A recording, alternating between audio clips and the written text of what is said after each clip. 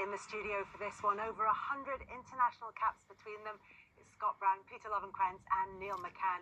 And Peter, at the moment, taking your fancy footwork to the dance floors of Denmark, where you are not strictly football. No, definitely not. Yeah, I've dabbled into a dancing competition and Danish Strictly Come Dancing, so yeah, I got my work cut out. Yeah, Can we see a few moves? No. No, definitely not. Well, we'll see how the evening progresses. Yeah, we'll see how the Denmark evening wins, progresses. we might talk about it. Listen, on to the more serious issue at hand, which is Scotland's World Cup qualifying campaign.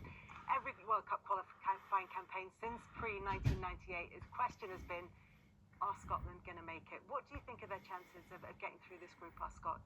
This is the best group of lads that they've had for a long time. Made the Euros the last few times as well, so look, Steve will be getting excited, he'll be looking forward to this, and it's a huge start as well, going away to Denmark, which Peter just gave us the stats with that one as well, so he says they're very, very good at home. So look, they've got to go there, they've got to defend really well, they've got to be a counter-attacking team, and I think that's the way that Steve's set up. Recent results and performances mean that people are understandably a bit nervous heading into this campaign, but the record in competitive matches is good, with 3 wins in the last 4. Yeah, I think it's coming on the back, Kelly, of a defeat against Greece was one that was bad enough. Then Iceland, go away to Liechtenstein, which we're expecting to win anyway, win handsomely. But really, Steve won't care about, maybe poor performances in Nations League games, but when it comes to the qualifying group games, that's when it really gets serious. I think he's going with a team tonight. When you look at it, I have to say I'm quite surprised when we see the lineup. It's not like Steve to choose something like this and talk about the shape, very solid through the middle of the park, but against a Danish side, I can understand why there's a lot of solidity through the middle of the park, as Scott's alluding to there, and what Peter's talking about.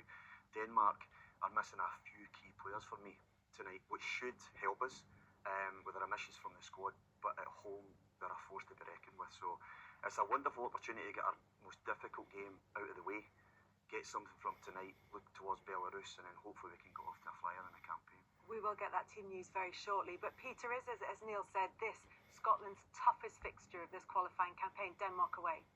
Yeah, I think everybody can agree that when you look at the group getting made, that Denmark would be favourites in the group. After it's been in a few years of they've been qualifying for basically all the European Championships or World Cups and stuff like that consistently over the last many times. So it's they are a good team. They're a very good side, especially at home. Like we talk about, they're very, very good. But to be fair, I've seen Scotland grow. They've been getting better and better, and then the players individually are getting better and better. They're playing in top teams all over Europe. So I don't think it's something that Denmark can take lightly at all. I think it's going to be a tough match for Denmark as well. But I do think Denmark is favoured overall. Let's get that team news then, and we can cross to Copenhagen, where waiting for us are James McFadden and Stephen Thompson. Evening, guys. Thanks, Kelly. Yes, I'm here in the famous Parkin Stadium with James McFadden. James, we've seen the team that Steve Clarke has selected. What do you make of it? Looks like a 4-4-2. It does. It's very surprising as well. No Ben Doak, which is a huge surprise. And yeah, it looks like a 4-4-2. 4 midfielders, that are more naturally central midfielders, and 2 strikers, so probably a bit of a more direct approach. Would you have been tempted to start Ben Doak in this game? Absolutely. I think that when you look at the impact he had in the Nations League campaign last season, he's something different that we don't have. So I'm very surprised that he starts on the bench. But hopefully, Scotland can keep in the game, and he can come on. It's a strong bench, but keep it tight, and hopefully he can come on and make the difference, because he's a special player, and hopefully we do get to see him tonight. Also nice to see Aaron Hickey back in amongst it, starting for Scotland tonight. He's been out such a long period of time. Yeah, he's had a horrendous time, coming back from an injury, getting injured again, and spending so long out of the game. It's great to see him back, and the timing's great because Anthony Ralston, obviously, not for him, but got injured, so that spot's opened up. And it's great to see Aaron Hickey back in the side, and hopefully, he can last the full game and go and play the game against Belarus as well. But most importantly, put in a good performance. Yeah, and I think a lot of people felt as though Kieran Bowie might have been in for a start, but obviously not selected. Yeah, I think Kieran Bowie's done exceptionally well for Hibernian. And a few people will be surprised it wasn't. And I thought that, especially if we go with two strikers, then he's got a good opportunity. Being probably the most in form in terms of the amount of minutes he's playing and the performance levels he's putting in. Let's not forget his absolute wonder goal in the European game. So I'm surprised, but again, it's another good option to bring off the bench, and hopefully, we're in the game to a point where the subs can come on and have a positive impact. Okay, well, one player that we'll need to be aware of is Kasper Dolberg. He knocked back and moved to Celtic last Monday evening. He starts tonight for Denmark. And we'll talk about that Denmark threat very shortly. But this is the Scotland team that lines up tonight then against Denmark. And there might be a bit of a question mark in defence, certainly in goal, about the number of minutes that these players have got under their belt. Ben Gannon not chosen in midfield, another big talking point. But it's the two up front that's very interesting, and Lyndon Dykes and Che Adams. Are you surprised that Steve Clarke's gone for this? I mean, Neil was saying he thinks it's a surprise that he's gone for the 4-4-2. Yeah, look, it's a surprise that we went for 4-4-2. Kieran's obviously a huge part of that team as well, and they had to change a little bit of shape. But look, he's went for the tried and tested. He understands Shea and he understands Lyndon as well. Like, two of them are fantastic players. I'm a little bit surprised going with two strikers that Bowie didn't start, because he's probably the most informed striker in Scotland at this moment in time. And look, as you talked about, the back four, not a lot of them getting natural 90 minutes, which is a little bit disappointing. Rob will be totally fine. He's training at a high tempo continuously. Hickey's just back from obviously a long term, and look, hopefully they can all last 90 minutes, and it'd be great. And John's the one that's playing all these minutes at this moment in time. But like, experienced backline, have a little bit of understanding how to do it. And look, as Fadi and that says, it's going to be one of those games that they've got the four centre midfielders in the middle of the park. They're going to try and be tight, and they're going to try and catch them on the counter attack. We lack a little bit of pace, if I'm honest, and that's why I maybe thought Doak would have played in that situation. And as Fadi says as well, look, it's something different from what we have got to. Dykes and Adams played together up front a lot around the Euros last time out, around the Euros that happened in COVID times, but not since then.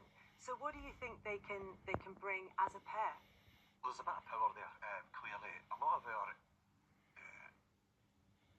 in terms of where we went, our trajectory went up under Stevie Clarke, was built around working off a main striker with power, that being Lyndon Dykes, physical, battering into centre-backs, John McGinn getting in touch, getting all his goals, McTominay. I think Shea Adams, then, obviously his 3 goals at Liechtenstein, I didn't ever see him being out the team tonight. I'm surprised he's not up there on his own, that he's got a partner now, which is good. It's something that they're going to have to be, they're going to have to drop in at times, Kelly, because Peter might, hopefully he backs me up on this, might correct me, but the way Denmark play, they push their full-backs wide. The 2 centre-backs want to build, and it's like a box of 2 centre midfielders then come. So one of those strikers needs to drop and protect one of those low-lying midfielders, because if they get on it, because of how Denmark play with their wider players coming in the park, one of them needs to be really disciplined to drop and leave the other centre-back. And that way that the 4 midfielders that we've chosen tonight, although we've omitted a bit of speed and creativity, I think with that you get a solidity. So what I think Stevie Clarke's looking at, that if they're going to go 2 at the back, Kelly, then if we're brave enough and we're diligent enough and disciplined that we can win the ball, then the transition to those areas might give us a bit of joy.